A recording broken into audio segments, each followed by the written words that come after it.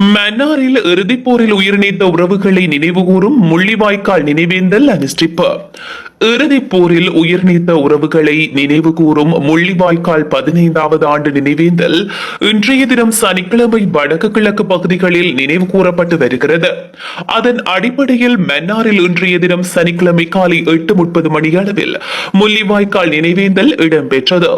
தமிழ் தேசிய வாழ்வுரிமை இயக்கத்தின் ஏற்பாட்டில் அதன் தலைவர் VS சிவகரன் தலைமையில் மன்னார் பஜார் பகுதியில் உள்ள தந்தை செல்வா சிலை பகுதியில் இடம்பெற்றது.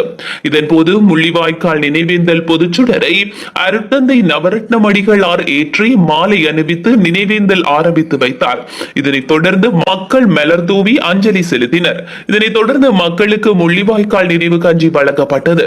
குறித்த நினைவேந்தல் நிகழ்வில் அரசியல் பிரதிநிதிகள், பொது அமைப்புகளின் பிரதிநிதிகள், சமூக செயற்பாட்டாளர்கள், பொதுமக்கள் என பலரும் கலந்து கொண்டனர். இதேவேளை இறுதிப் போரில் உயிர் நீத்த உறவுகளை நினைவுகூரும் முள்ளிவாய்க்கால் 15வது ஆண்டு நினைவேந்தலையொட்டி தமிழ் தேசிய வாழ்வுரிமை இயக்கம் அறிக்கை ஒன்றை விடுத்துள்ளது. அவ்வறிக்கையில் குறிப்பிடப்பட்டுள்ளதாவது: தமிழ் இன படுகொலையின் 15 ஆண்டுகள் ஆகியும் எதுவுமே மாறவில்லை.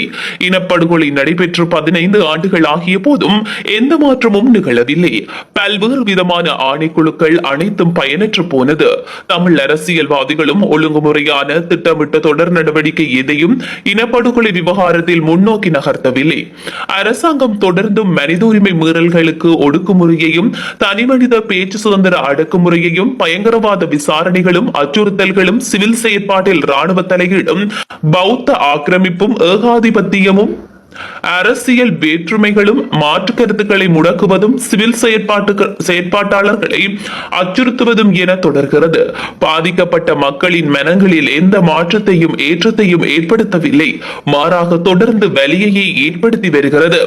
காணாமல் ஆக்கப்பட்டோர் விடயத்தில் எந்த முன்னேற்றமும் நிகழவில்லை.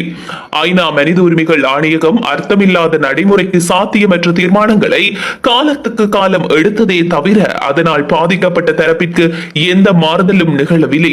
வெறும் காகிதங்களுடன் அது முடங்கி போனது. மனித உரிமை ஆர்வலர்கள் என உலகின் பல பாகங்களில் இருந்தும் வந்து எம்மை வேடிக்கை பார்த்தனரே தவிர நீதியை நிலைநாட்டவில்லை.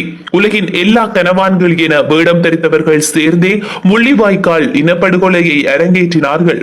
அவர்களிடம் நீதியை எதிர்பார்க்க இந்த உலகில் வலியோனுக்கு நீதியையும் அறத்தையும் நியம நிதிகளுக்குள் ஒருபோதும் நிலைநாட்டியதாக எங்கும் வரலாறுகள் இல்லை. எல்லாம் நலன் சார்ந்த நிகழ்தகவுகளே. அநீதியை விதித்தவனிடம் நீதியின் நிர்ணயத்தை எதிர்பார்க்க முடியுமா? இலங்கை அரசு மட்டுமல்ல, சர்வதேசமும் நம்மை தொடர்ந்து ஏமாற்றுகிறது. ஏமாற்றி இனப்படுகொலையின் பங்குதாரராகிறது. ஆகவே எமக்குள் நாம் பேதங்களை கடந்து மொழித்துவ வாழ்வியல் சுயநிர்ணய உரிமைகளை பெற ஒருமித்து ஒருங்கிணைவதே ஒரே வழி. அதுதான் எமக்கான நீதியை நாமே பெற்றுக்கொள்வதற்கான வழியும் கூட.